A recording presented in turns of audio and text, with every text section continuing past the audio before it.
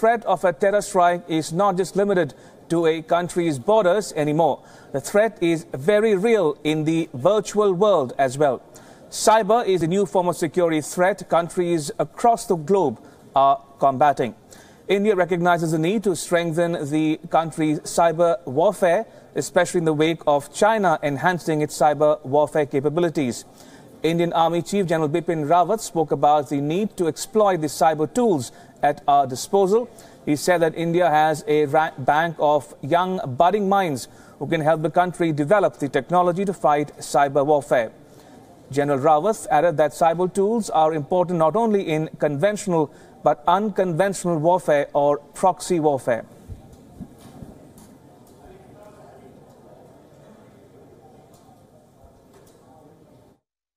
Rather than exploiting cyber to our advantage, we are denying ourselves the use of some of the niche technologies. So are we denying ourselves the use of technology, cyber technology? It can be attacked. But then because it is being used by a smaller entity, the effort involved in getting onto this system, somebody will have to devise ways and means of getting onto this system and disrupting the system, which we have now been using in the army. A word called jugaad is very common in our, amongst us. And I think we Indians are very good at jugaad. So therefore, we have to exploit not just the technology that is available in the open domain. We have to exploit technologies that are available amongst our young entrepreneurs, amongst our young technocrats, who are not necessarily getting educated through university degrees, but who are getting educated through their knowledge, on-hand, on-the-job knowledge of various issues. We have, as I said, very heavy reliance on the use of cyber, which we must continue to exploit. Cyber is not just important for employment in the conventional warfare domain. It is equally relevant in the sub-conventional warfare, or if I dare say in the proxy warfare. Today, the terrorists who are operating against us from across the borders are very tech-savvy. They are exploiting cyber to their advantage.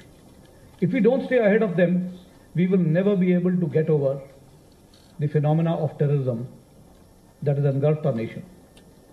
And therefore, not only is it important for us to fight future wars, it is also important for us in our day-to-day functioning.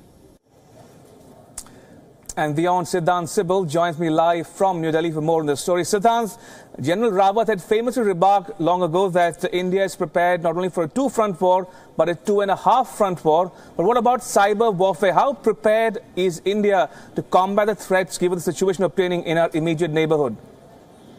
Well, that is why this meeting today took place. It's 2-day long cyber tech meet in which army people, whether it's from Navy, whether it's from Air Force, or whether it's from any other arm of the Indian military, took part. And of course, General Bipin Yadav, who is the army chief, spoke extensively on how India should be prepared for a cyber warfare and how there has been an inherent no-no. There is the adoption of new technology. People don't want to adopt it so easily, and that is why General Bipin Yadav said that they need to adopt new technology. They need to understand this kind of cyber warfare, and that is why he said we have to shed our inhibitions and move closer to that. He said most of our equipments, of our missiles, are somehow linked to the cyberspace, and anyone can hack them.